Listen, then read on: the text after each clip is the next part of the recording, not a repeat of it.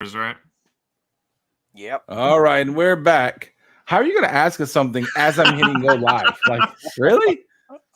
Professionalism, as always, here on the Bounty Hunters. All right, welcome back, everybody. We are the Bounty Hunters every Wednesday at 7:30 Central, 8:30 Eastern. We bring you the best damn Star Wars show on this channel, at least.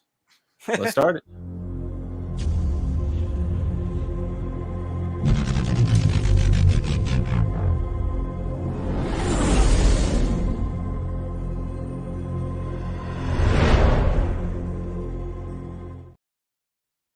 Nice. All right. What is the show going on now so I can figure out where we are? Well, it's the show on the show. We're going to be covering the first three episodes of season 3 of Mandalorian. Our thoughts, highs and lows, and our inevitable controversy we're going to have. Yeah. On the heels of last week where we talked about the history of Mandalorian. Yes. On the only thing holding the bated breath of every Star Wars fan, the untouchable Mandalorian took their first Titanic broadside iceberg, but yet apparently I'm the only one in this group that thinks, that was an interesting episode. But we'll get to that. We'll get to that episode. Save it for later. Yeah. How is everyone doing this week? You had a good week? Yeah, pretty stuffed up. A lot of pollen around here, so I heard this. I'm outside. Mixture of some days pollen, some days freezing. I hear you guys have a weird situation down there. Oh, it's really weird. And then the Canadians it's Canada, so it's cold. It's just warm. It's warming up. It's warming up. That's all. No permafrost. All right, so yes, this is the Mandalorian review show. We're doing episode 1 through 3. As always, we don't watch the next one, so 4 is out right now, but we have not watched it. We don't want it to change our opinions on anything. So, albeit how much Craig would like to have it. It's fine. And all right, so I'm going to do a quick review, and then we'll do our highlights and lowlights. Each episode. On each episode. So we'll start with episode 1. So I feel like episode 1, just doing it really quick, was kind of like a recap. I wrote some notes down here. If you haven't, because after, you can't be disappointed though, but after Boba Fett shit the bed, they begged the Mandalorian writers to get in here and save this, so they just made it Mandalorian. So if you didn't watch that, which you might have gave up, but try to go back and just watch the Mandalorian 1.5 or 2.5, and it's pretty good. But it's kind of a recap. But we do see one of my favorite parts so far this season. We see the armorer making a new helmet. Yeah. They kind of did a cute thing where you can't really tell if it's like old-timey stuff or it's happening right now. You see all the different Mandalorians out there. She's walking the helmet out. The little boys saying the creed, and boom, I don't know, dinosaur, turtle, crocodile thing hops out of the water. They start to fight it. They're doing pretty awesome, except for they're not. They're losing terribly, but it looks cool watching the Mandalorians fly around and shoot stuff. Yeah. And it doesn't look good. People are getting flopped around. At one point, I saw that the armor came out with the hammers, and I thought, oh gosh, she's coming out with hammers and destroy. Now it slapped her away, which I thought was a nice touch because there's heavy duty weapons going around. What is the hammer going to do? Mm-hmm. And then our hero shows up in his ship that I'm still not used to, but I'm starting to see why it's being used. But it's pretty sweet. I still can't get used to it. He comes in and he blows to pieces, lands, says, "There you go, I'm back." They say, "Nope, get out of here. You're not a Mandalorian anymore. You removed your helmet. The only thing that you can do is go to the waters, the living waters, and bathe, but you can't because it doesn't no longer exist." He pulls out a green piece of glass and says, "Oh, but look what I have here. It's supposed it came from Mandalore." And she said, "Well, that shows me that it's glass now." So he says, "No, I'm going to go do it." They get into their ship. And I thought was it? Oh, must be the next episode. Okay, sorry. And they start flying off. They're going to go to Navarro 7, I believe it is. Am I right about that? They see the space wells, which I'm actually a Rebels fan, so I was having a little geek moments on that. I was geeking out for the space wells. He wants IG-11, but he is now a statue. They try to put him back together, but it's not great. So he decides to leave. As he's leaving, there are space pirates, and this is the first indication that I said, and this will be a highlight, I guess. I can save it. I'll save it. There's space pirates out there. We kind of meet them on the planet. They fight in this space, and then we see him going to talk to Bo-Katan. And she tells him, "Oh, you took things away, so everyone left. So you just take it and wave it around, and they'll do whatever you say." And I've seen so many memes about that. What exactly were you talking about when you say show this and flop it around, and they'll do whatever you want? So I saw a lot of memes about that. But that is the quick, down and dirty review. So, Kachun, what are your highlights? What are your favorite parts of this episode? My highlight? I mean, can we have two? No. The highest highlight, it was just Grogu sitting in Din's lap because he hadn't been with him for a long time. Apparently a long time. So while it only being half a show through the other show that we found out, it was about 3 years or something. Yeah. Which they kind of, they say that out loud? I kind of glossed over that. No, that's the weirdest thing. You'd think they would have just said that offhandedly in the episode. Right. John Favreau had to say it in an interview just before the season premiered. Huh. That's crazy. Anyway, okay. Grogu's sitting in Din's lap, and he is mesmerized by the Purrgil in hyperspace. I think that was probably the top part of the whole episode. Mm-hmm. You saved it right there at the end. You saved it because I thought you were going to say, seeing them together made me smile. I was like, did you like that part as you're drinking your pumpkin spice latte? Like, what do you mean seeing that? That was part of it. I mean, that was part of it. You pulled it back with the space whales. Nice job. Yeah. What was your highlight, Canadian? A lot of really good stuff in this episode. I would just say I think overall, probably like almost like the costuming and everything looked, but because when they go to Navarro, that's why I liked, because seeing the High Magistrate looks so cool. I love the little droids holding the cape from behind because it's so long. It's the hilarious. Mm-hmm. And then IG-11, and then the little. I can't remember what the species called. The little. They're amazing. I love them. Yeah, I can't remember what they're called either. Yeah, that whole part when he's on Navarro was a highlight for me. I thought it was just very, very fun. Very fun Star Wars. For me, it was overall. This is gonna come back to bite you square on the ass when we get to the episode 3. Was just the pacing. I felt like the first and the second one was even better. I felt like you just got a lot of eye candy flashing at you. You got a lot of Mandalorian stuff, which they just kind of threw it at you all in one big glop, which is awesome. You gotta love that. I love seeing that. Because they're always on the run, they made that thing where like they're all got different. It looks like they took a little bit of this. They got they got a piece of metal from the car door of a junker, and they put that on their chest. Like I thought that was a good touch. They all look like it's from all over the place. It looks like when you got your toys and you broke them, and you had to put the arm from this guy and the helmet from this guy and make your own toy. Yeah, right. So I did like that all the way to, like I was saying, once they land on the planet, I felt like I was feeling Daddy Lucas at that point. I mean, that planet looked straight off of his playbook. The planet, the feel, the silly little jokes, the corny little things that make you giggle, but you're also rolling your eyes at the same time, all the way up to the pirate being made out of kelp or something. I mean, that's, come on. If Lucas did have something to do with that, they were just giggling to themselves and like, what would Daddy Lucas do if he wrote this? Because that had to have been something, because that felt so awesome. Cool. But yeah, like I said, that, and I get it. I don't like the ship. I know a lot of people do. I get that it's supposed to be like a Ferrari, Lamborghini. It's like the most powerful and maneuverable. So he's going to be in a lot of space battles. So that's cool because we're going to see a lot of space fights. But man, I just don't see how you can live in a ship long term. And I guess that's the point, is he's not living in space long term anymore. He is landing on stuff. But man, I really liked his old ship, and just it's a weird for me. Does every person have to live out of their car? No. Everyone has to live out of their van. They can get in their All right. So did you have any low points, Kachung?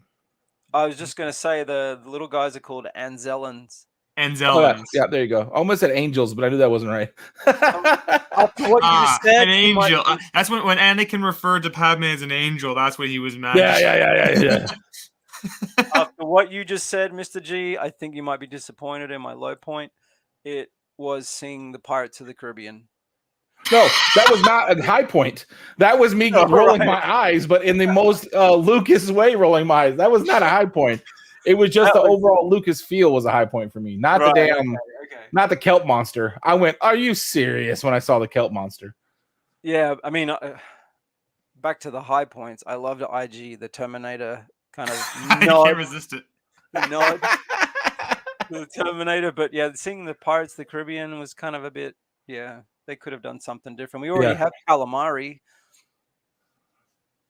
Yeah, that was like, to me, that was straight out of like, no one's telling George no character creation right there. That was like straight out of like, this would be funny kind of thing. Like it'll be a play on Pirates of the Caribbean because they are pirates. Like I get to see it. Like I could feel it. I could hear it in his voice. But yeah, what I thought was funny about the Terminator moment was you have this room full of people and it's like dragging itself. It's barely capable of doing anything, and they're all going, "Do something about it." I'm like, what? It's well, you gotta love one arm in the head. He just throws Grogu. Yeah, it's like one arm in the head. You guys are terrified of it. What is that about? Yeah. All right. Did you have any low points there, Canadian? I can't think of anything that comes right out for this episode. Like I guess the pirates, but I did like the encounter in the town. Like it was like, I think I've gone soft, and then I pulls the blaster and like and in space when they were there, obviously it was good. Maybe I guess the only aspect of that I would say is kind of when they brought the pirate captain in, the kelp one. Immediately it was almost like, oh, they're just there to set them up for another show for the skeleton crew. It was pretty ham-fisted that way, but like that's not even really a low. It just I can't really think of a low point for this episode. It was just overall really good. And they also addressed our Marshall situation. Yeah, said she was special sent off to a better place instead of just something else. I thought it was cool. I mean, if I'm going to be critical like I am when I don't like shows that don't make sense to me, that planet, it got pretty nice pretty fast for not having a police force, because when those pirates started like terrorizing a school, there wasn't like a local police force that would at least run over there with sharpened sticks to say, "Hey, get out of our town." They like we're literally waiting on like the one dude to show up who can shoot. That seems like, I don't know. I don't know if you can get that rich that fast without having some sort of police force, especially in a space pirate situation. So other than that, yeah, it was pretty good. I liked it. I thought it was a great episode. I like I said, I did. Luckily, the kelp monster only made an appearance at the end, and then we were on to the so it didn't linger too much. Now, what would you give it out of your scores? Oh, 8.5 probably. 8.5. Oh, I gave it a 7.8. Rough. Good. 8. Boba Fett didn't make an appearance, so he can't go above an 8. Well, when I say Boba Fett, always do his own thing. Yeah, it was fucking 9. I would say 8, just an 8 as well. Yeah. Overall, good, really good. What? So you're telling me the troll liked it more than you two did? Wow. Okay. Wait till we get later on in this review. Oh, we're gonna get somewhere later on. No doubt about that. I will start. I'm already visions all over again. I'm already getting the gas cans ready. We're gonna light this on fire. Episode 3, but that's fine. It's fine. Well, let's move on to 2. Fantastic. All right, we're on to episode 2. Quick recap. The Mines of Mandalore. Okay. So he has to figure out what he's going to do about a droid because he doesn't know if the planet is poisonous. So he goes and sees, is it Pele Mato? I can't ever say her name. Pele Mato something. A lot of people who don't know her absolutely hated this character, apparently. I just want to put that out there. People who didn't watch her in the first one was absolutely. And I was like, okay, she's kind of funny. I don't mind her. But then if I only saw her in this aspect, she's quite annoying. Like if you don't know, if you didn't watch, I think this is the only character that probably super suffers from. If you didn't watch the Boba Fett one, she's probably kind of annoying. Because why would you not watch Boba Fett?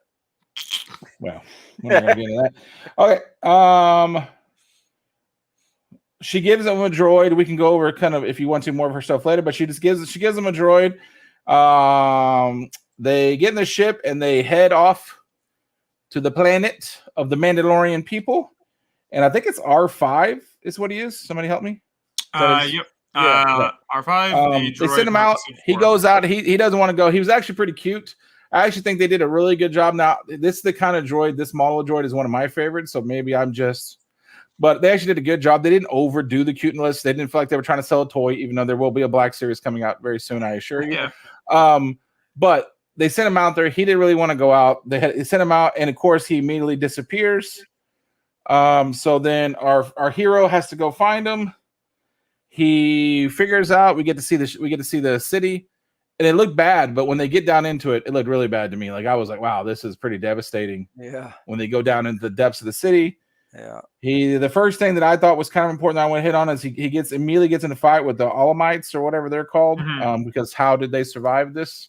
It was basically I can't remember the name of that movie. What is it? Where they get time traveler movie where they go back and the underground people are trolls. Time Machine. The Time Machine. It totally gave me those vibes. He fights with them and he sees that he still cannot wield that dark saber. He is struggling. That's important for later. Then they are attacked by probably my favorite thing of this season so far. It is a Grievous-like robot that has pretty awesome cyborg, pretty awesome technology on it. I thought that whole thing was really well done. He gets his ass kicked. Grogu can't get him out. He whispers, "Go get Bo-Katan."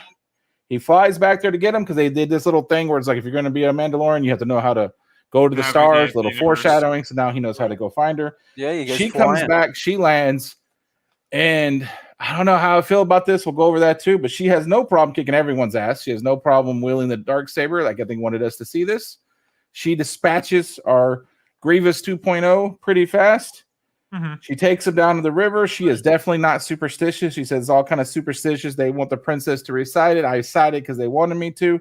But then I think you do get a sense. You get a quick sense of the respect she does have for him because when he's taking it, she sees how seriously he takes it. He says, "Oh, I wish I would have met your dad. This is the way he died fighting for his people." You can see her hesitation now. She's not really making fun of him anymore. Yeah. He goes to recite the creed himself. He's walking in the water. We have this awesome moment.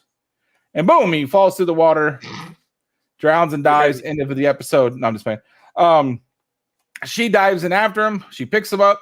And as she goes away, the light goes to my biggest squeal moment. It was embarrassing if it was like a live show because I definitely squealed audibly. And what do we see, Canadian? The Mythosaur. The thing I didn't think we would ever see. Like, yeah, I never thought that would. I was like, maybe a skeleton. Maybe we see a skeleton. Yeah. I didn't even know if we'd see a skeleton, man. Like, I didn't think they would ever put this in a show. But we got it, and that was very surprising. And it ends right there, and that's how it ends. Ends right there. She saw it. She saw it. No one else did, though. That's interesting. Yeah. And I immediately at about 1 o'clock in the morning, Central American time. I have no idea. I think that's 2 o'clock Canadian time for him. I immediately texted him and basically told him to get his ass up. I need to discuss this with somebody. And he ignored me until the next day and said, "I haven't watched it yet. You're going to have to wait for me to watch it." And then it was me about every 2 hours, possibly, saying, "Have you watched it yet?" And he said, "I am literally at work. I cannot watch it." But I kept sending him text messages anyway. All right. There's the full review of my response to it when it happened because I need to discuss this with somebody. We already know your high point. So yeah, I would say, yeah. That to me was a whole thing because obviously Clone Wars is my favorite. I absolutely love the episodes involving the Mandalorians. I think that was writing at its finest for the Clone Wars. And then to see how the city had came down, it actually was pretty sad to watch them float down there. All the foreshadowing of Bo-Katan being a badass and our Mandalorian, we know he's a good fighter, but for some reason they kind of had a misstep a little bit here, which I'm not really sure why they were doing it, other than I think they just wanted to show the contrast between the two and how well she could. I mean, she looked amazing with that darksaber. She was sliding and flowing, and that was my high point. That was my high point. She did a really good job with it.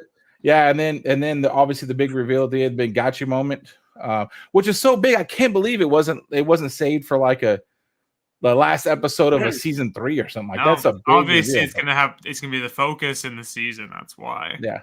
They're saving that's it. And I love the pacing. I thought the pacing on this was the best it has been in a long time because there was nothing that made you like sit. You were literally trying to figure out what happened, edge of your seat stuff. And I don't say that often. the entire episode from beginning to end. You had no idea what was about to happen. Even, I mean, Bo-Katan is so shady. She's so like talking out of both sides of her mouth. You didn't even know what she was going to do when she got there. You didn't even know she was actually going to rescue him or get rid of him. Yeah. It was well done. Surprised seeing Grogu go back for her in the starship. Yeah, I saw somebody say it was surprising he didn't try to go for Boba Fett, but I think he was probably in his diaper at that time. So it's also because they're right next door to each other, and he also just said that's where Bo-Katan lives. He pointed at the planet. Yeah, and plus, you know, he knows Bo-Katan knows why he's there. She knows exactly where he's at. It's a quick, I need you now because and I didn't say. I don't know what the hell that thing was doing. He was sucking his blood of like a vampire. I have no clue. People equated it like a spider sucking blood from something. Yes, it's caught in the net, which obviously makes sense because that's how. So, what is your high point, Canadian? Other than if I had to obviously ignore the big point at the end with the Mythosaur, it would definitely be the spider cybernetic cyborg destroyed. Awesome. Loved it. That was a big. So I was surprised seeing them do that, and it looked good too. Like the effects on it looked good. I was like, could look really bad, but it did a good job. Again, to me, that was another nod to Daddy Lucas. I think that he loves those damn things, that kind of stuff. So I thought that was a really good job too. You can't wait for the next episode. The whole episode's a nod to Daddy. Shut up. He was like a whole Russian nesting doll inside. Yeah. I love that little eye. Yeah.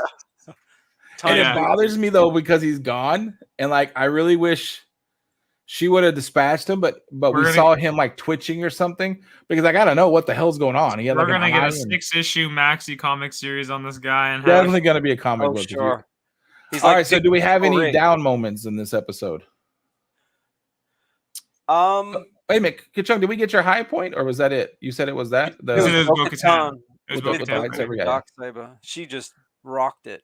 So, do you have any down moments? Yeah, I guess my only disappointment was with the editing when she was describing what happened when she was in the palace, what happened to Mandalor. They could have done a few flashbacks. I watched some guy review this episode on YouTube, and he put those kind of flashback scenes in it, and it looked really good while she was talking about it. So I think they could have done that. I mean, if a guy on YouTube can do it, I think Disney can do it.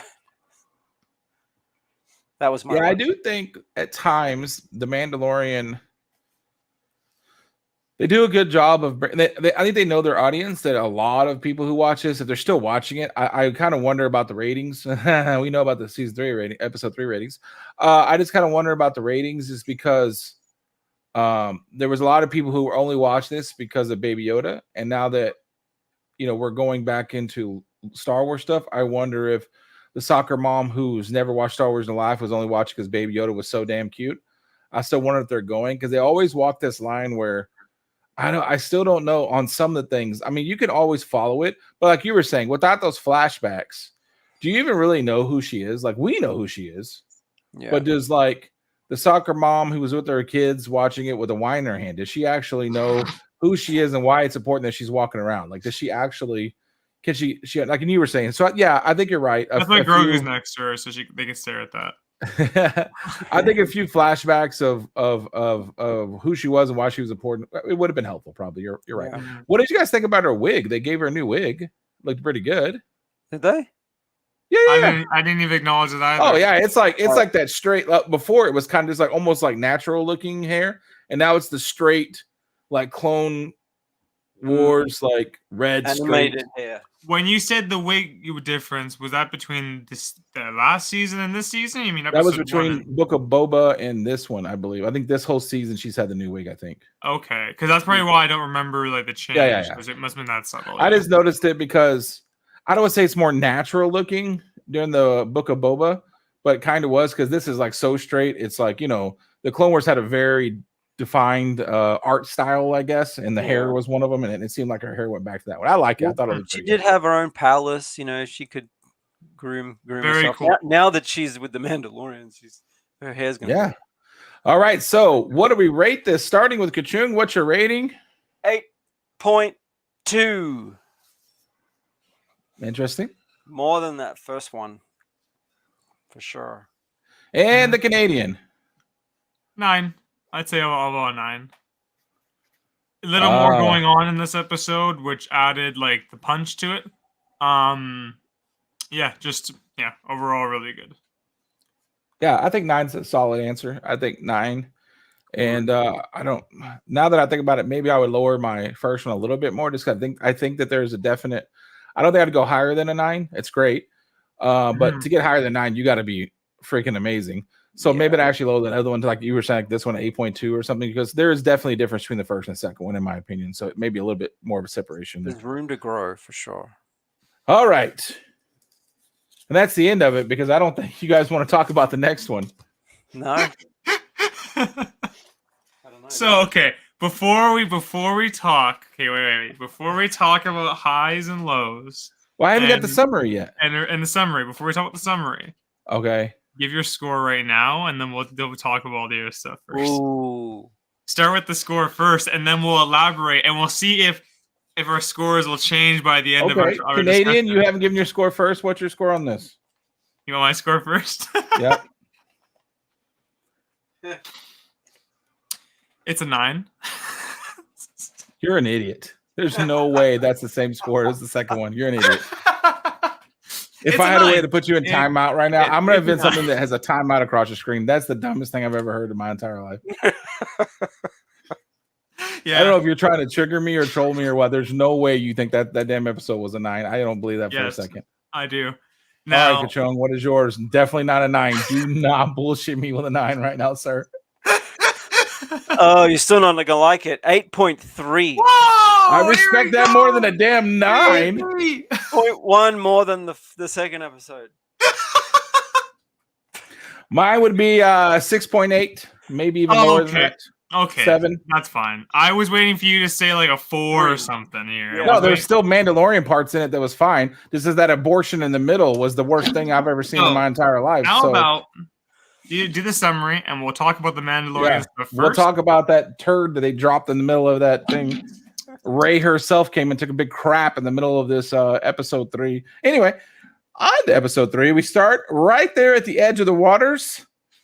One thing I did find interesting is he kept repeating he fell because he didn't know the water was that deep, and I felt like, at least for me, I thought he got drug under, but he said he fell because the water's too deep. Well, one thing of note was Bo-Katan said that the waters were shallow because they all did it when they were kids. That the explosions must have opened up a cavern underneath. So then she starts asking him some questions, being back to her shady self. Yeah, did you see anything alive? Did you see anything down there? And he was like, "No. Why would I see anything down there?" She's okay, good. Have a great day. Let's continue. Nothing to see here, folks. Why did she do that? Because she don't want him to know about it. Clearly, because she's a shady little bastard. That's why everybody knows that. She's shady. Because she knows that he probably knows everything now. Like, he didn't know about the Darksaber necessarily. She doesn't know what he knows about this, but she knows now in play, there's a Darksaber, and now there's a Mythosaur. And that's it. That's all you need, and no one can ever question. It doesn't matter if you take off your damn helmet, if you have those two things. And as we know from the Clone Wars, she is absolutely obsessed with being the leader of Mandalore. She was willing to screw over her own sister. She's willing to screw over her own world. She wants that title more than anything in itself. And it's a problem because he has right now, he is the ruler of Mandalore. He has the damn Darksaber. So like, if he really wanted to do that, he's Mandalore right now if he wanted to be. And she doesn't want him to have that. It's going to be interesting because I don't know what they're going to do about that. But anyway, they set off to go back to her castle, and they get attacked. They get attacked by TIE fighters. No, TIE interceptors. Well, whatever. No, that's very specific because no one. You don't know why. Huh? You don't know why. What do you mean? You don't know why those are TIE interceptors. Don't do that. You don't know why those are. You don't know who's in charge of those. No, Thrawn's in charge of TIE defenders. It's a different story. Okay. Now, the interceptors is because they mentioned specifically they're like TIE interceptors that no regular warlord has it, basically. Yes. And that is the first time they have acknowledged there are warlords, and well, not the first time, but in Mandalore. there are warlords going around because there shouldn't be Empire, right? But we know there are still the warlords are going around. I mean, They get so in it came one from of a the destroyer, better right? fights I have seen in Yeah. Star Wars in a while. It Very made good. me like his ship, but hate it even more because I do not want to like that ship. But clearly, he was outclassing everyone with the skill in his. Obviously, his ship is really good. They work together And then well. they bomb her castle and blow it up, and she is definitely not happy about this. She is, No. and as she goes around to get her revenge, about 3,472 more ships come out after them, and he convinces her to leave, and they take off. In the middle here, there is a big turd of a thing. We'll skip past most of this. We see Coruscant at night. We get to see, we open up with the opera where we see Pershing talking about his cloning and his gene splicing. TED Talk. He's explaining to a room full of people. He leaves. They tell him how awesome they are and how amazing it is that he gets to be there and they get to see him. We see him go into a place where now they're sending all the old Empire people. It's like a re-education camp. Yep. And they get to have apartments. Exactly And that. there's a bunch of other people. We get to see them. He meets somebody. Fair. Pretty obvious from the beginning that she was not a friend at all, but whatever. That's some great writing you two are going to say. Then they decide to go hang out at Coruscant. Obviously, Coruscant's awesome. The city was great. It was hard for me to know still if she was the good guy or the bad guy. She's holding a big red lollipop in her hand, but great writing again, not foreshadowing at all.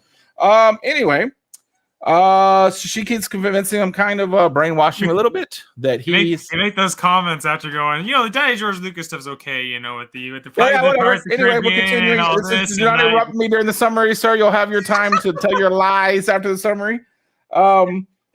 She's kind of brainwashing him, telling him his work is so important that the New Republic would love it. He should just keep doing it, keeps convincing him. He actually seems like he's a decent person who just wants to do what's right and stuff. But obviously, we eventually find out it's a setup. They get him in the mind flare to re-educate him in a tickly kind of way. The double agent turns it up all the way, and we see his brain being fried. And end of episode. Thank God, because at this point I was cursing. Oh, sorry. Hold on. There's not. We mean end of episode. Big moment at the end. Sorry. This was the turd part. Actually, I have it as turd part. I had to flip over to the other side. Jesus Christ. All right. Then we get to go back to actually the good part of the episode. Is Bo-Katan, our hero, are on their way. They land back where they're. I don't know if they ever said the planet, but it's kind of where they're they never hit did, out now. He says, "Hey, baby, listen. I know what's going on. I know the room. Okay, I know the bar we're heading to. It'd be best to keep your helmet on. All right, we don't want any shenanigans. Keep your helmet on. Let's go in here. We're gonna be cool. We're not gonna throw any fights. We're not gonna do anything." So she keeps her helmet on. He goes in there. He's getting mean mugged by a big old. Isn't that Favreau underneath that armor? Apparently this season, it's not Favreau. He's an idiot because I would have kept that. I would have wrote myself into that to be in a Star Wars. Yeah, I don't know what. I think it's because we're supposed to be expecting big fight scenes coming. Oh, okay. But then again, anyway, he's getting mean mugged, and he calls her an owl. Obviously, another callback to Clone Wars. They go in there. He says, "I have bathed," and she keeps saying, "Yes, I was there with them. I see it," because I'm sure her word is fine. She pours it in, and I wasn't expecting. There you go. That's him right there. He's actually a really cool character. I actually like the character. It's really cool. Really good guy. A lot of stuff in there. So she pours the water in, and the damn thing glows. Like I wasn't expecting to actually be alive. I was like, how is the water gonna prove it? And then I'm like, okay. But it glows. I think as geology major right here. Oh, okay. The Beskar metal probably gives off like if it is dropped into something that can kind of dissolve it slightly into a slight acid, like a pool in a cave. Oh, nice. Yeah. Okay. It can give off whatever. And I can confirm that he knows what he's talking about. He did go to a goods college. I'm just going to say that, so I can confirm that. Follow up to that. Could it be the mythosaur urine in the water? He could have cloudy pee. He could have been on them those performance enhancement drugs down there that getting big. Mean that the armorer knows they still exist too. That's true. So anyway, I mean, she turns around instant and said, "Welcome back, brother." Yeah. The water's fine. You're good to go. We love you again. And then she turns around. What I find very interesting, and I've heard a few people talk about that a lot, she knows who the hell that is instantly. She says, Bo-Katan, did you take your helmet off since you've been bathing in the waters? No. Then you could be welcomed into the Brotherhood or two. And her shady ass goes, well, hey, listen, sounds good. I'll hang out here for a minute if y'all have me. And then we see them all clapping each other on the back. Now, end of this episode. All right. Should we talk about the Mandalorian aspects first, I guess? Sure, yeah. Let's talk about the actual episode and not the crap that was shoehorned and forced into this episode because of some stupid crap they did with movies a couple years ago. But anyway, yes, please. Let's talk about the highs, the actual Mandalorian part of this. I'm loving the tension that Pax Vizsla is having with Mando and them. Like, he's like visibly angry he's back, and he's already got his ass whooped once though. So is he really that? Huh? He already got his ass whooped once though, so it's not too much. I feel like he's gonna do something really dirty, like the old Vizslas do, where they just completely new civil war. He's gonna take some of the people with him, revolt against them. Well, because Mando, so I think Mando is going pretty extreme with the whole I need to be a Mandalorian thing. Like, almost, way overboard. But I also think he might be closer to the armor than he is because, in every group, there's going to be some people who believe wholeheartedly, some people half-ass believe, and some people are just hanging out. He might be close to the armor, but I think he's pretty on point with the rest of them. I think that this is a cult. So they are drinkers of the water. Oh, for sure. I think they're all like this. I like the Kool-Aid in the they drink that glowing Kool-Aid. Mandalorian Kool-Aid.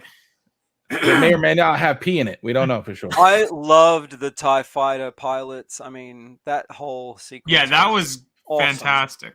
Yeah, I was just I was giddy watching the TIE fighters. And then flowed well. Yep. Made sense. Was in the spirit of the show. Beautiful. Flowed well. Nice. Fantastic. The ending also spirit of the show flowed well. Amazing. Fantastic. Intrigue. You're like you were saying, a little tense. What are we gonna do? Is she gonna turn on him? Is she faking? Is she a friend? Does she want to have sex with him? We don't know what's going on in her head, but it's we're damn near got novella here. It's amazing. The beginning and the end. All right. It's that 3-hour shit show in the center. That middle is great. That middle is great. There's no way you can call that crap. There's no way. It's horrible. First of all, let's talk about the fact that if that was on a different show, I think it would be better. It totally destroyed the pacing of this entire series. Nothing has ever been that slow. It is horribly mind-numbingly slow. It took about 2 hours longer than it needed to take. That went on forever. And although I do like seeing the people and what they do on that thing, it did not fit in The Mandalorian. It was clearly fed into this. Somebody from the top said, we have to try to explain to people why the Emperor can download his Force juice into something. We got to figure out how we're going to do it. And let's put it in our favorite series. And it just felt forced. It did not feel like it had anything to do with this. That's already been there since the first season, though. That doesn't make it right. Okay, so why was you could have told that story in 10 minutes and not mess the flow up that bad? Not mess the spirit of the show. So the content's fine. The way it's edited, again, just like the last episode, the editing is not good. They could have gone backwards and forwards. Did we say we're going to lower? No. It would have been worse going backwards and forwards and just letting it be its own thing. I don't know. Do you think having the cut in half? It needed to be cut in half. It did not need to have that much in it. It didn't need it. It didn't need any of that. What would you have cut? Scenes or the length of the scenes? I would have cut scenes. Because I think every scene there was important. I think the entire lead up to it of them getting there on the train and all that. I think they were trying to make it a tense moment. Like we have spies trying to get somewhere, and it didn't work. There was no way that I felt any tense moments. There weren't any guards. If he was trying to hide he has those goofy ass glasses that everybody knows from him, and he kept them on. He didn't take them off. That was annoying. There are no guards. Nobody's watching what they say. There's no cameras listening in. Nothing's happening. No one's stopping it because at best you can say that, well, she's a double agent, so they're working with her. You wouldn't let a double agent have that much freedom when they're walking onto a Imperial scrapyard. Coruscant is a different place. On top of, well, the follow-up on that, with how many trillions of people there are there on that planet, in those areas alone, the New Republic already has their hands full with all the other stuff. They're not looking at a scrapyard of what they said, a Star Destroyer that has no functional use. That makes zero sense. This is the Empire stuff. You could have a whole nother offshoot of rebels that don't like the New Republic can use this material. They were able just to walk on. It didn't seem like there was very much security. She was clearly breaking into there when she wasn't telling them that she was breaking in there. No one ever stopped her. It's ridiculous because she kept going and getting stuff. There's no way that you should be able to walk on that stuff. Also, they made the New Republic look absolutely moronic. And yes, they can be moronic because they're going to lead to the New Order, but they're idiots. They're not using any of the technology because it's Empire technology. When we know they use Empire technology, that's dumb. Like, that was stupid. They have one of the smartest people in the universe, and he's doing, what is he doing? He's like, oh, I'm filing paperwork. No, when World War II happened and America stole all the Nazi scientists, you know what we did with them? We sent them to America to build missiles for us because you use that. We didn't say, well, I guess you'll live and we'll put you in a place, even though you're a Nazi. We're not going to really monitor you. We're not going to really, because we have too much going on in the world. We're not going to monitor you, even though we're going to put you in this apartment complex separated from everyone else. And we're not going to have you do what you do. We're going to have you do some menial job that you're going to hate after a while and probably start getting your feelings back for the Empire. Oh, that's what happened. Like, that's so stupid that they would put him in that. Now, why would they want him to do what they... They're not. The thing is, their goal is not focused on any of the things that, like, with America would use, like, the Nazis for. They completely decommission all the military aspects. It's stupid. It's very stupid, but they've already set that up as a thing they've been doing since the beginning of the re-canon. Okay, but he's still a scientist that knows genetics, knows everything right away. And to say that the New Republic and all their technology has no need for geneticists, has no need for somebody who knows the human body that well is silly. And you're just going to put them in a place. And what I'm saying is silly, which is showing why the New Republic, their priorities aren't straight. Their priorities, even though they've won the war and they've now taken the place, even though they're at the same degree where the Empire is, they still don't quite understand how to actually govern. Like, they're rebels to begin with, be put into power. And that's fine, but I think they were just beating you over the head by showing you over and over and over again all their little conversations. They had the same conversation like 6 times. It just seems silly because maybe the acting wasn't good, even though I do like her character. I thought she did a pretty good job because it wasn't like I didn't know that she was setting him up. He's a really smart guy. He couldn't figure out she was setting him up.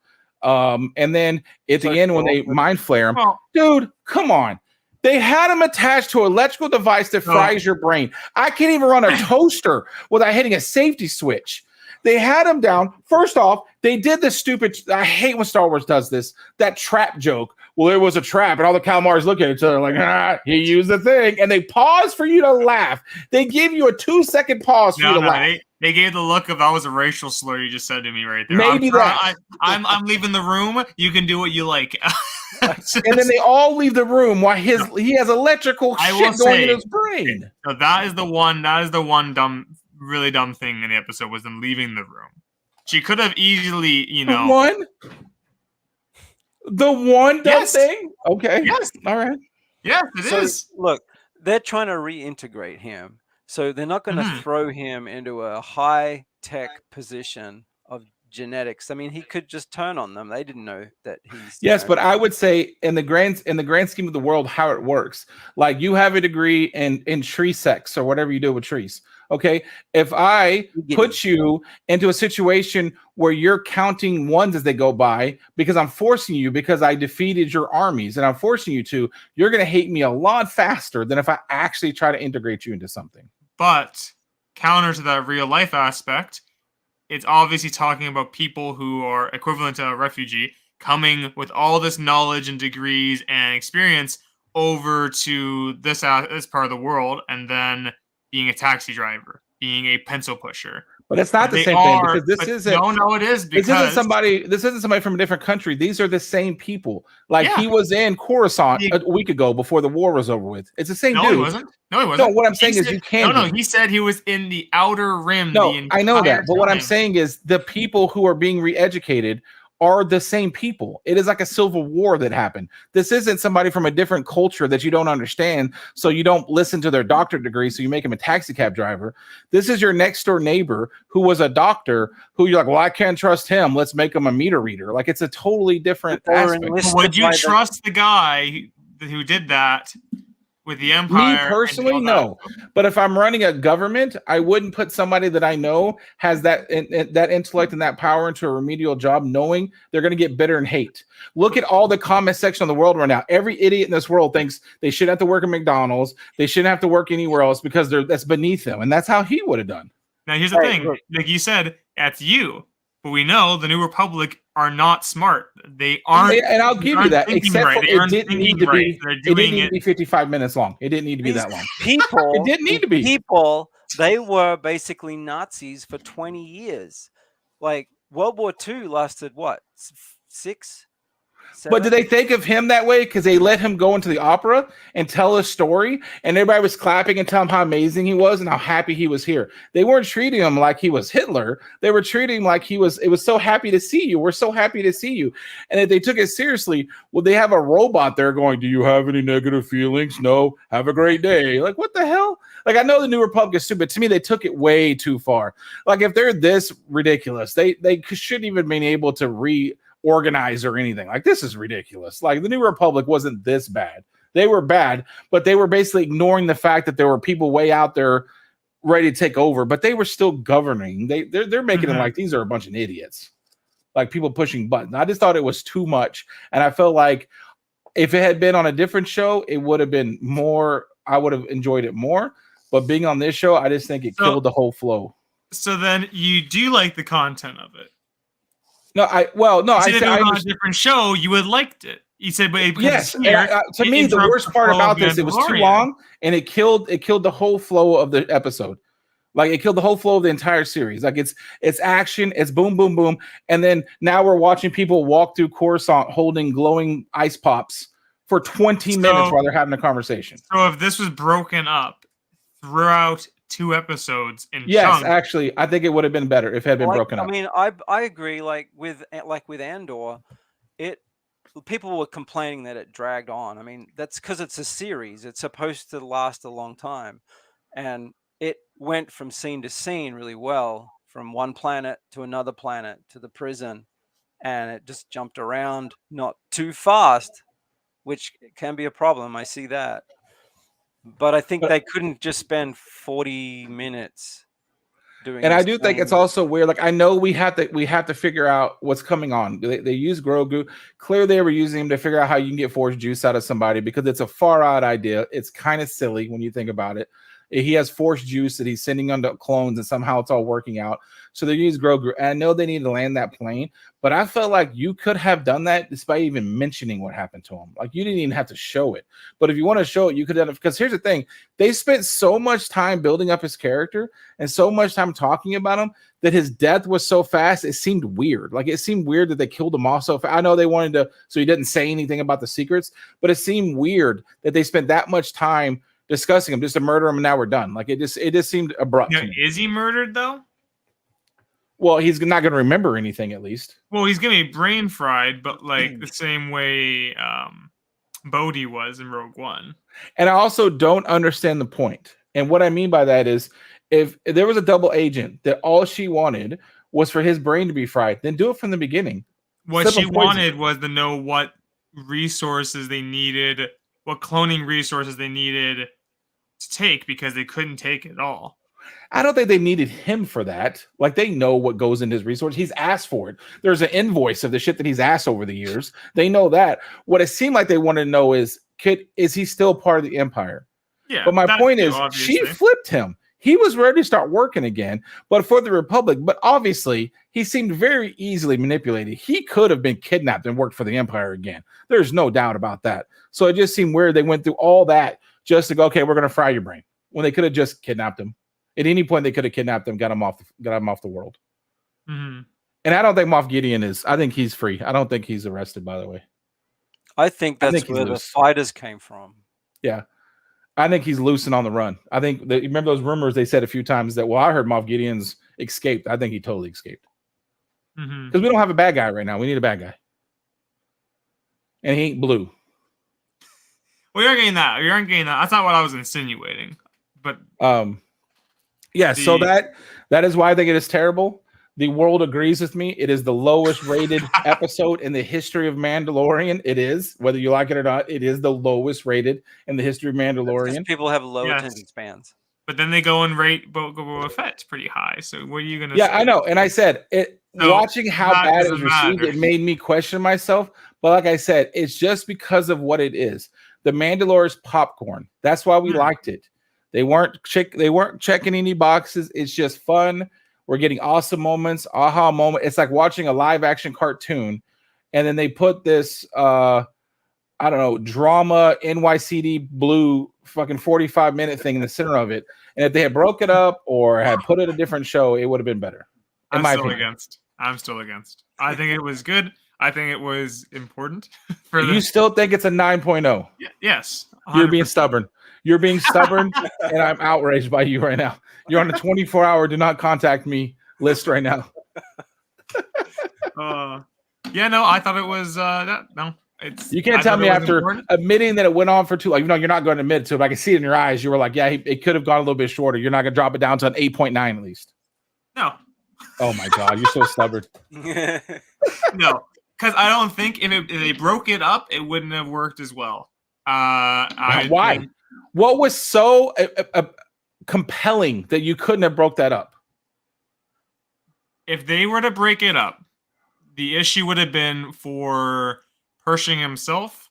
We're seeing him through his every day, and it's him going through the same thing every day, and it's drawn out where we feel like how excruciating it is for him, where every day it's just pushing the same pencils, doing this, and he breaks and goes off. If we had it and broken in between Mandalorian stuff, combat, space fighting, back to this, all you'd be thinking about is, fuck, let's just get back to the Mandalorian stuff. Every that's what everyone was thinking about anyway. So that didn't solve it. That didn't solve a word because it's what everyone was thinking. Every 2 minutes, having it change back.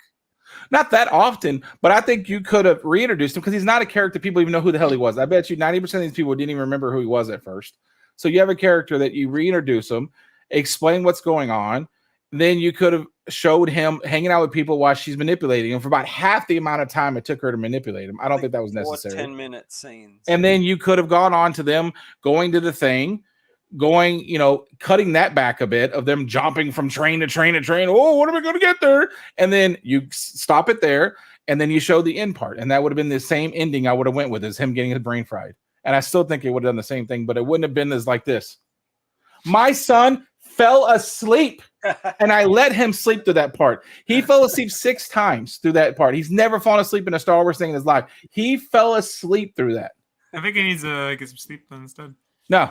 That right there dropped at another point that I look over there, and my son, who was excited about this, was sleeping. It was like, I'm trying, Dad. I'm trying. It's making me really sleepy. Yeah. The kids. Think about the kids. Why you get that 9.0? Think about the kids, Canadian. They gave me. Have you seen the movie Brazil? Yes. Yeah, with the guy that Tuttle.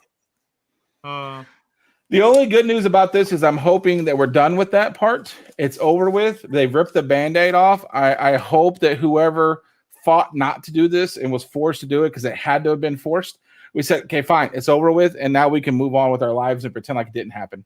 Like I had those last 3 movies. Guess we'll see with the new episode. If that's now I'm really excited. Because, I mean, you can keep showing little bits of intrigue and showing how they were setting up stuff like the New Order. That's fine. But I just don't need 45 minutes straight up in The Mandalorian. I think that's for another series or something if you're going to do that. Mm-hmm. Have it the New Order. Well, I don't think Disney Plus is going to be greenlighting very many shows right now. But no. Okay, sorry, not wrap on. I think it's important that we're getting the New Republic in this way and seeing them like in context to the Mandalorian, where he's journeying around the Outer Rim. I mean, he's run in with the New Republic in the Outer Rim, like a handful of times, but we don't really know anything about what's the world, the universe, the galaxy. Mm. So we're having this as context to seeing how it's not fully successful. It's failing. So he's able to, like, how would you explain a guy has a Darksaber, seemingly might end up rallying all the Mandalorians behind him with the Mythosaur and all this stuff, and the New Republic doesn't go, oh fuck, we've seen this like thousands of years ago, like many times before. Maybe we should nip this in the butt.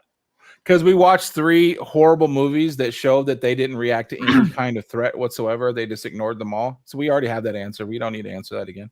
All you do is watch that garbage, and they'll tell you that they don't respond to threats. That's how you get around that. But I just think that, to me, you still have amazingly brilliant admirals that are running around with large forces. That if this New Republic was what's in charge with these kind of decisions, they would have took them back over fast. Because they're a bunch of idiots walking around like, I don't know. Is this too much?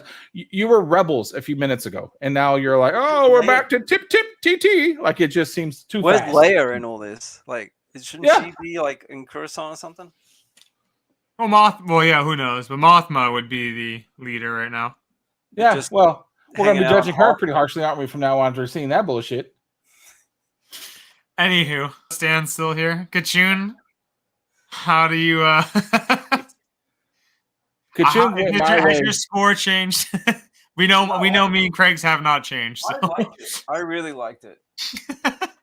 He also liked Book of Boba. So I mean, whose side are you on? That's right true. I was disappointed. Remember? No, you cannot be disappointed, sir.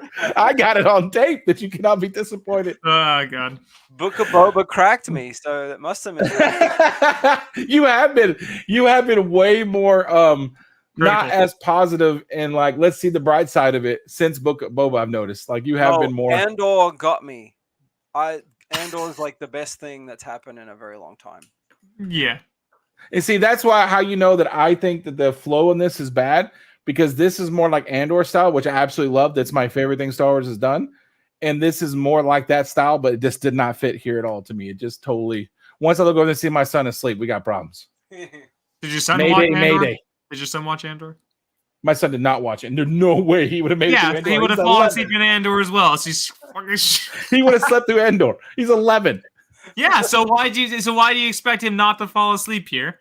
Because we're watching The Mandalorian, not Andor Light. Okay, we're watching fun. We're well, watching good episode times. 1 with the political stuff as well. Oh, good lord. Anyways, yeah, we'll see you guys next week. Thanks for coming by. Yeah, no, we're we have here. the news and recent. No, we're not even going to bother doing the news. We I'm too flustered for this now. It's over with. No.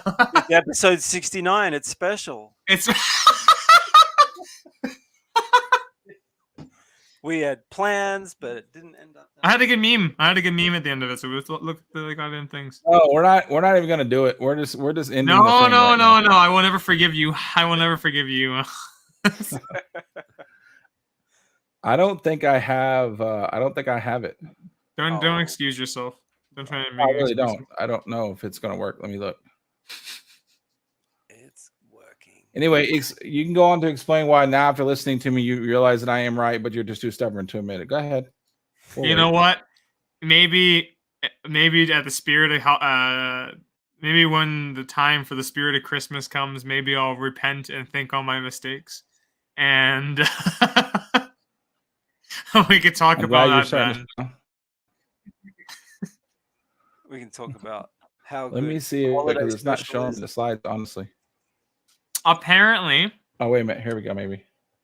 Regarding holiday special, they might be doing something with it. Another holiday special? No, well, they have already done that. They did the Lego one.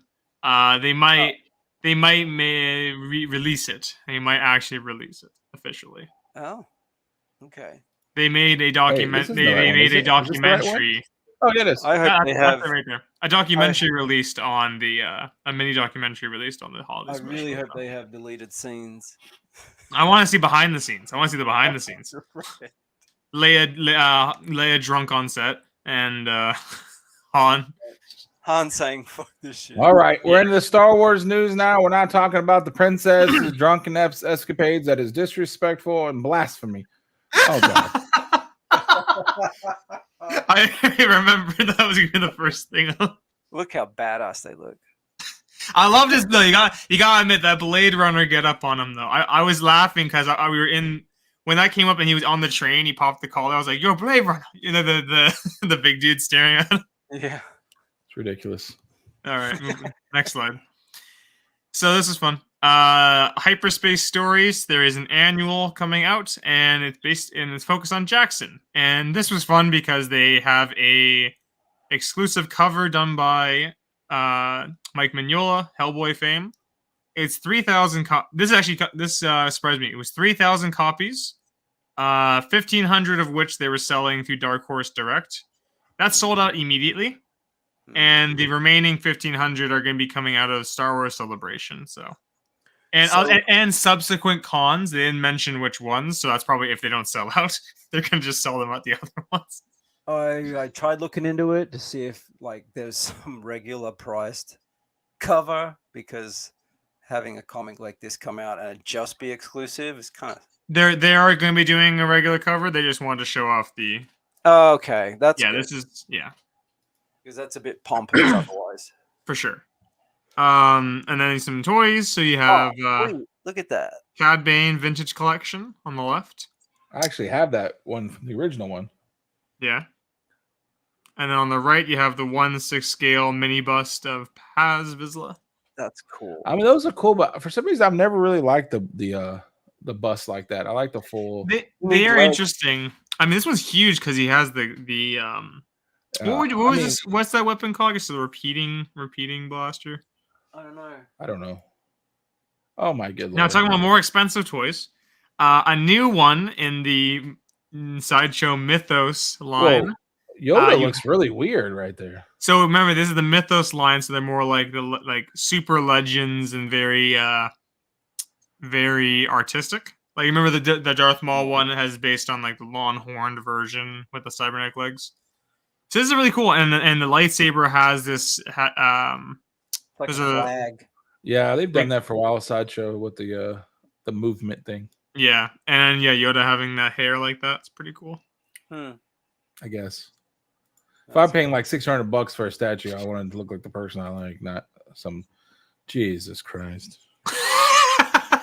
So recent comics, there's only one. It's Darth Vader number 32. On the left, the E.M. Geist A cover, gorgeous. Nice. The one on the right's 125, by the way. Really? The one on the right is fine, and it would be an amazing cover, except for the one on the left exists, and you put it next to each other. Yeah, the A cover is. I remember my first day. Let's take a trip memory lane for Mr. G here. My first ever day, first class at A&M. I sit down.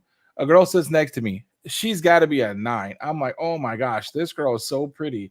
I can't even talk to her. I'm literally intimidated by her when she sits down next to me. By the time that was over with, that 200 person Coliseum that my first class was in, by the time that was over with, if she had asked me if I want to have drinks afterwards, I might have said no, because of the fact that so many amazing looking women came through the doors that even though I couldn't pull a 6, the fact that she was a 9, she was now bumped down to a 6 because of how many 10s that I realized I need to up my scale. And this reminds me of this. This is a cool cover. Unless you put it next to this one, and this cool cover is now down to it's okay. Right. I've seen it before.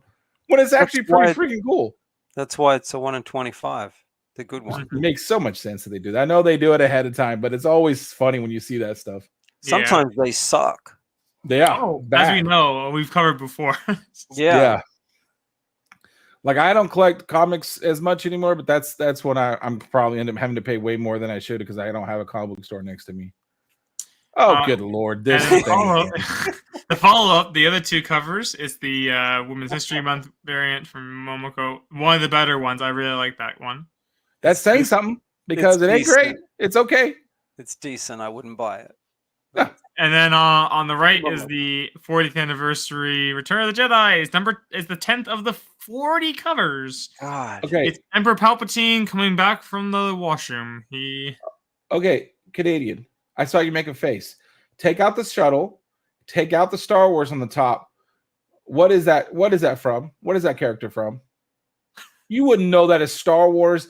That could be a freaking Japanese MMO game. You have no idea what that's from. If that didn't say Star Wars and there's a shuttle right there. What, the one with the Emperor? No, the one that has Mocha, because you made a face on it. Yeah, I said Mocha. You heard what You know I what's said. funny about that? I didn't even realize the shuttle was there.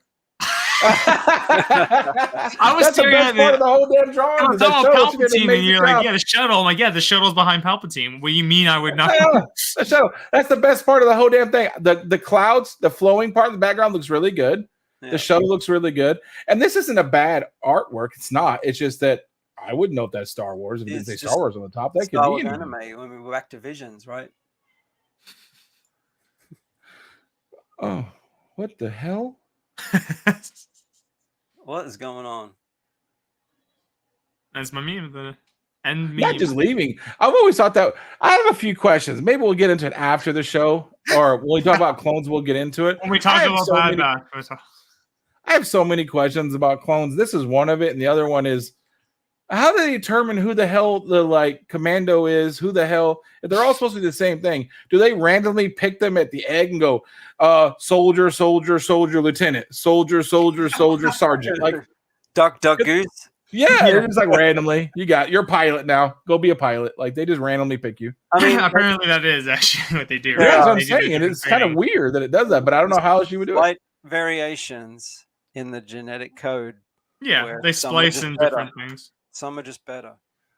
But this right here, the guy that has the whole side of his head tattooed, that guy, he's about it. You know, he has love for his gang. You know what I mean? He's got love for his familia, and he's got it there. I got cousins that are like that. They got their gang tattooed inside their head like that. All right, I think that's it. I think overall, I'd say a solid 8. Yeah. And then because of one episode, it dips it down. It would have been a 9. Don't Would have been an forget. 8.8. Don't forget, that was only 3 episodes in of 8. So Yeah. people go and they slow the whole momentum down. Who knows? You can Who put knows? lipstick on a pig all you want to. That damn thing is still a pig. You can say whatever you want to. All right. Well, thank you. Next week, what are we doing? Do we know yet? Episode 4. We're going to go straight to episode 4? Yeah, we're gonna be covering this week's episode, right? All right. Well, you always come up with something why you got to miss episodes. Me and Dave are here every week. We're ready to go. Hey, brother. you're gonna get ready. Remember, we're getting real close. Next What week's gonna be the Bad Batch finale, so we're gonna be Yeah, getting that review. Omega. Let me ask you a question. Honestly, behind the scenes stuff, if people get look, because nobody's watching this long into it anyway. Are you guys actually looking forward to reviewing the Bad Batch? I gotta tell you, I'm not really looking that forward to it. Like, it's fine, and it has great moments, and I love Crosshair. I will say this season is better than the last season. But like, I was hoping for it to be a lot better than the last one. And it's just Yes, me too. slightly more palatable than the last episodes that are good are very good. Yeah. There's a lot more. Otherwise, it's either the episodes that are in the good category, like they're past 50, are like really up there. The episodes that are like are like the forgettable, just like they're literally filler episodes. And then there's the other episodes which are I have 5 8s in the 8s out of the. I can already tell you which those 8s are. I can already tell you immediately. I already know. I can tell you that there was an episode of Bad Batch where they spent the entire time eating space sushi, and it was less destructive and less stopping of momentum than that shit thing that we just talked about. Have a great night. We'll see you next Wednesday.